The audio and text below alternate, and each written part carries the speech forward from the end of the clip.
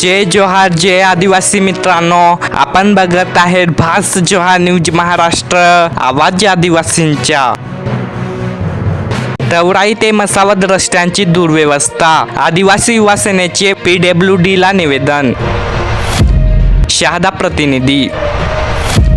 शहादा तालुक्यातील तवराई ते मसावद रस्त्यांची मोठ्या प्रमाणावर दुर्व्यवस्था झाल्याने नागरिक, विद्यार्थी, शेतकरी व वाहनधारकांना गंभीर अडचणीचा सामना करावा लागत आहे। या पार्श्वभूमीवर आदिवासी युवा सेना संघटना व तवराई ग्रामस्थांच्या वतीने सार्वजनिक बांधकाम विभाग शहादा यांना निवेदन देण्यात आले। निवेदनात नमूद करण्यात आले आहे की सदर रस्त्यावरील डांबरीकरण पूर्णपणे उखडले असून अनेक ठिकाणी मोठमोठे खड्डे पडले आहे। त्यामुळे विद्यार्थ्यांच्या, शेतकऱ्यांच्या, ज्येष्ठ नागरिकांच्या तसेच रुग्णांचा प्रवास धोकादायक बनला आहे। मसावद येथे शिक्षणासाठी जाणाऱ्या विद्यार्थ्यांना दररोज जीव धोक्यात घालून प्रवास करावा लागत असून अनेक वाहन चालकांना अपघातांचा सामना करावा लागत आहे। तसेच गावातील आजारी व्यक्ती, गरोदर महिला व गंभीर रुग्णांना उपचारांसाठी दवाखान्यात नेण्यासाठी याच रस्त्याचा वापर होत असल्याने वैद्यकीय आणीबाणीच्या प्रसंगी मोठ्या अडचणी निर्माण होत असल्याचे ग्रामस्थांनी सांगितले। ग्रामस्थांच्या म्हणण्यानुसार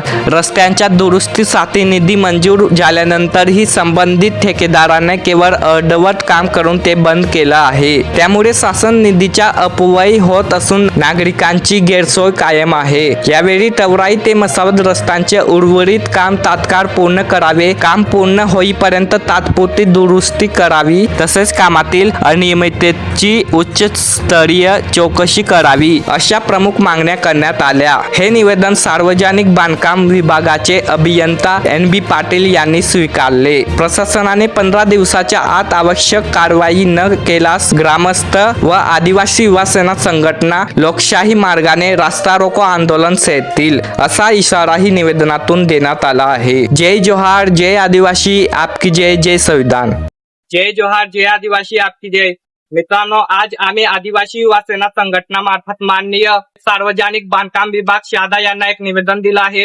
निवेदनाचा मुद्दा असा आहे की जे तवराई ते मसावद जो रस्ता आहे तो अत्यंत खराब झाला असून तिथे अजूनपर्यंत फक्त आधा रस्ता बांधलेला आहे। तो रस्ता मंजूर होऊन सुद्धा आधा रस्ता बांधून ठेकेदाराने तो रस्ता तसंच सोडून दिला आहे। तर तिथले जे विद्यार्थी आहे, आता कॉलेज पण चालू झाला आहे, तिथे बस जाते। विद्यार्थी व जे गावातील नागरिक आहे त्यांना खूपच त्रास होत आहे त्या रस्त्याचा। आणि दुसरा मुख्य रस्ता तिथे कोणता नाही आहे, तोच मुख्य रस्ता आहे। तर आमची मागणी ही आहे की 15 दिवसात तिथे रस्ता डांबरीकरण करायला सुरुवात झाली पाहिजे, रस्ता बांधण्यास सुरुवात झाली पाहिजे, नाहीतर आम्ही संविधानिक मार्गाने आम्ही रस्ता रोको आंदोलन करू। जय जोहार जय आदिवासी, आपकी जय, गुलाम जिंदाबाद।